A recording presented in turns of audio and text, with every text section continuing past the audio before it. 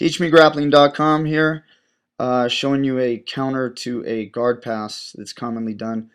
I call it a double underpass. Some people call it a stack pass. This is when both arms are going to go under. So the opponent's going to dive their arms underneath, and their goal is to usually get their hands connected. Other options would be grab your opposite hip or shoulder. But in this case, we're going over the situation of him grabbing, locking, and pulling the hips in, and then stacking you. If that happens, getting your guard passed is soon to come, unless you know other counters, so which there are, but here's one you can use.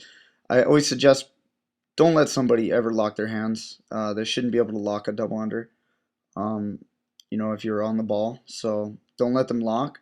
And then I'm going to shimmy away on my shoulders and my head. If there's a lot of space and distance, you can always circle your legs back in, doing your basic leg circle exercise.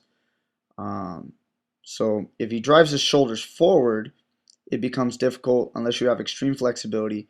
It's going to be very hard to swing your legs in front. Sometimes you can get a foot on the collarbone or the shoulder, the neck area, but if he's leaning forward, it can be difficult. So instead, what I'm going to do is insert butterfly hooks. Notice I scooted away to create the space, and now I kept his hands, showing you different grips now. That way he doesn't pull out. So right now I'm making somewhat of an S grip with him. You can also control the wrist. That's a great grip. Sometimes I'm just controlling all four fingers. It all depends. But remember, if you control the fingers, you control whether a guy can make locks. So sometimes the fingers are a good choice. I wouldn't mind the wrist either, but it's all preference. Now I'm going to do a basic sit-up, and now I'm flexing my hamstrings, actually my quadriceps, and my hamstrings are what's pressuring into his arms, so it makes it difficult for his arms to pull out.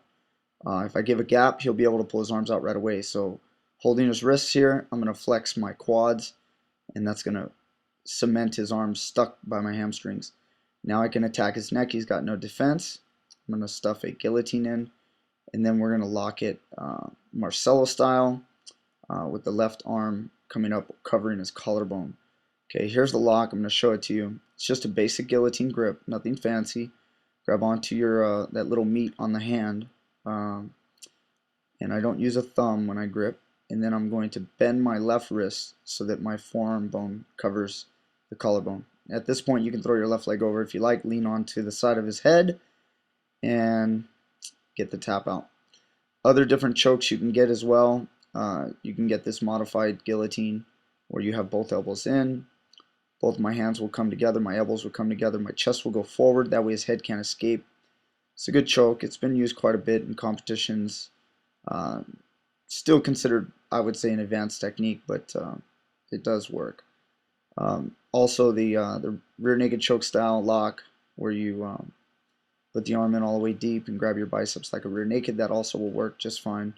Notice his head is not in my armpit when I do that choke, so his head can't be in the armpit unless you are really, really long. So again, he tries for the double underpass, tries stacking me. I'm going to slide myself away, insert the butterfly hooks, sit up, control his arms, and then go right for the neck. Okay. It's a good technique. Also, I would like to say, I'm showing this in these steps, but if you could have the sense to insert the butterfly hooks right away before he even starts to attack you, that would be even better timing, and it would work more often. So I'm showing again the control with the legs, and then attack for the choke, either guillotine, Marcel style.